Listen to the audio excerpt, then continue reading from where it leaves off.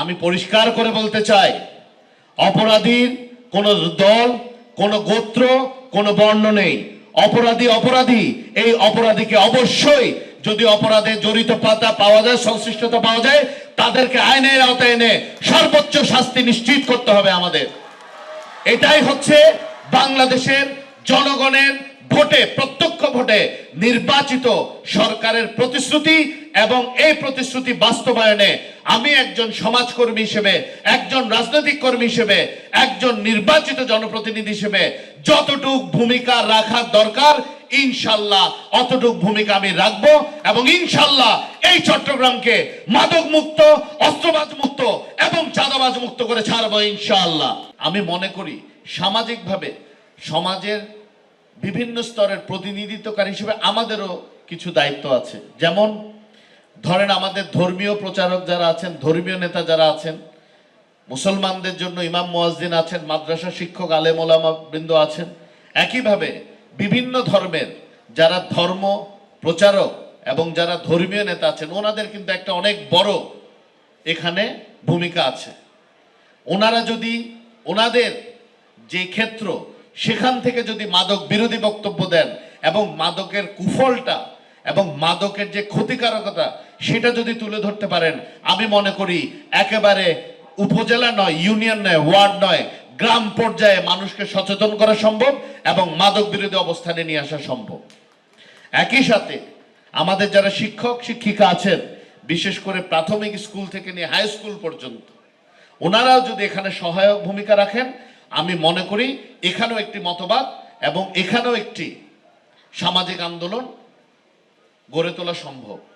একইভাবে যারা আমাদের সংবাদকর্মী বন্ধুগণ আছেন, যারা শুধু আজকে নয়, আমরা বিগত ফ্যাসিস্টের 17 বছরের যে আন্দোলন সংগ্রামে ছিলাম, গণতন্ত্র পুনরুদ্ধারের আন্দোলনে যখন আমরা লিপ্ত ছিলাম, তারা আমাদেরকে যেভাবে সহায়তা করেছে, তারা আমাদেরকে যেভাবে সাহায্য করেছে, আজকে যদি ওনারাও মাদকের বিরুদ্ধে, মাদক বহনকারী, মাদক ব্যবসায়ী এবং মাদক সেবনকারীদের বিরুদ্ধে একটি সামাজিক আন্দোলন আমাদেরকে গড়ে তুলতে সাহায্য করেন, আমি মনে করি, আমরা মনে করি আমরা এই ক্ষেত্রে আবারও সফল হব।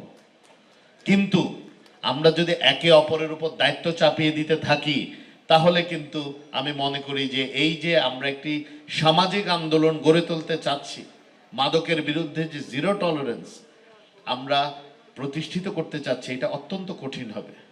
আপনারা জানেন, জেলখানার কথা বললো, আমি ইচ্ছা করেই সুপারিনটেন্ডেন্ট সাহেবকে ডেকে আনলাম। আমাদের এখন যে জেলের কাঠামো আছে, এখানে আসলে আলাদা কোনো ব্যবস্থা নেই, কিন্তু জঙ্গল সলিমপুরে আমাদের যে নতুন কারাগার করার আলাপ আলোচনা চলছে বা পরিকল্পনা চলছে, এখানে নারকোটিক্স অর্থাৎ মাদকদের বা মাদক সংক্রান্ত আসামিদের জন্য আলাদা একটি কারাগারের ব্যবস্থা করা হচ্ছে, যাতে তারা আমাদের সাধারণ কয়েদিদেরকে এখানে আবার ওই ব্যবসার মধ্যে নিতে না পারে। কারণ যারা জেল খেটেছি তারা জানে জেলখানার ভিতরের অবস্থাটা কিরকম।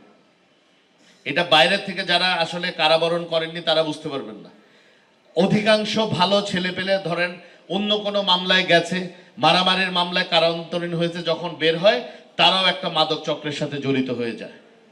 তো এই জায়গাটা তো আমাদের আরো সতর্ক হতে হবে। মামলার কথা বলেছেন, মামলার আসলে সাক্ষী ছাড়া, কাগজপত্র ছাড়া চাইলেই তো কাউকে এই ফ্যাসিস্ট আমলের মতো কারাগারে আটকে রাখা যায় না। আইনের ভিতরেই ব্যবস্থা করতে হবে। কোনো কিছুই যখন অন্যায়ভাবে ব্যবস্থা করতে যাবেন, তখনই সমাজে একটি বিরূপ প্রতিক্রিয়া দেখা দিবে এবং তার বিরুদ্ধে আবার দেখবেন জনগণ কিছুদিন পরে প্রতিবাদ করা শুরু করেছে। তাই আমরা চাই আইনি কাঠামোর মধ্যেই যারা মাদক সেবীদের পক্ষে, যারা এই মাদক ব্যবসায়ীর পক্ষে, যারা এই পরিবহন করছে তাদের পক্ষে যারা ভূমিকা রাখছেন, সামাজিকভাবে হোক, কোর্টে হোক, তাদেরকে আসলে এটা বুঝিয়ে দেওয়া দরকার তারা সমাজের অত্যন্ত ঘৃণিত একটি কাজ করছেন, ক্ষতিকারক একটি কাজ করছেন। এ থেকে তাদেরকে নিবৃত রাখা দরকার। একই সাথে এই মামলাগুলো যেন সুষ্ঠুভাবে পরিচালিত হয়, এই জন্য আমি সকল আইনজীবী সহ সকল বিচারকদের কাছে এটা অনুরোধ করব। আমাদেরও সন্তান আছে, আমরাও, আমাদের সন্তানরা আল্লাহ না করুক এই মাদকের কবলে পড়তে পারে। তাই দয়া করে যারা আপনারা কাগজপত্র দেখেই বুঝছেন তারা এই মাদক ব্যবসার সাথে জড়িত, মাদক পরিবহনের সাথে জড়িত এবং মাদকের ডিস্ট্রিবিউশনের সাথে জড়িত, দয়া করে তাদেরকে কোনো ধরনের অন্যায় সুবিধা দেওয়ার থেকে আপনারা নিজেদেরকে বিরত রাখবেন, কারণ তাহলে সমাজের উপকার হবে।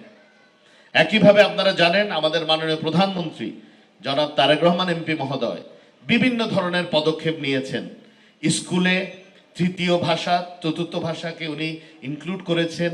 উনি ক্রীড়াকে পেশা হিসেবে নেওয়ার জন্য ক্রীড়াকেও উনি এটাকে কি বলে মানে অত্যাবশ্যকীয় করেছেন, কারিকুলামের সাথে ম্যান্ডেটরি করেছেন যে নর্মাল সিলেবাসের সাথে আপনার স্পোর্টস গুলাও আপনার পাশ করতে হবে, তাহলে আপনি আপনার পরবর্তী জায়গায় কৃতকার্য হতে পারবেন।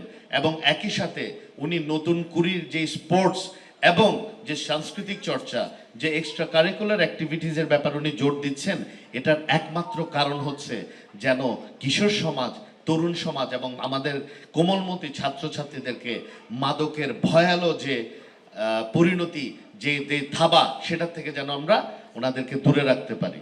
একই সাথে এই যে অল্টারনেট স্কিল বেস এডুকেশন অর্থাৎ কারিগরি শিক্ষাকে উনি প্রচলন করছেন, বিভিন্ন জায়গায় উপজেলা পর্যায়ে স্পোর্টস কমপ্লেক্স করছেন, ইউনিয়ন পর্যায়ে ওনার করার পরিকল্পনা আছে। আমরা চাচ্ছি আমাদের দেশকে বিগত অবৈধ সরকারের আমলে যেভাবে করে আমাদের কিশোর সমাজ, তরুণ সমাজ এবং যুব সমাজকে মাদকের কালো থাবা দিয়ে আচ্ছাদিত করে একটি অন্ধকারের দিকে ঠেলে দেওয়া হয়েছিল, সেখান থেকে যেন আমরা তাদেরকে আবার আলোর পথে আনতে পারি।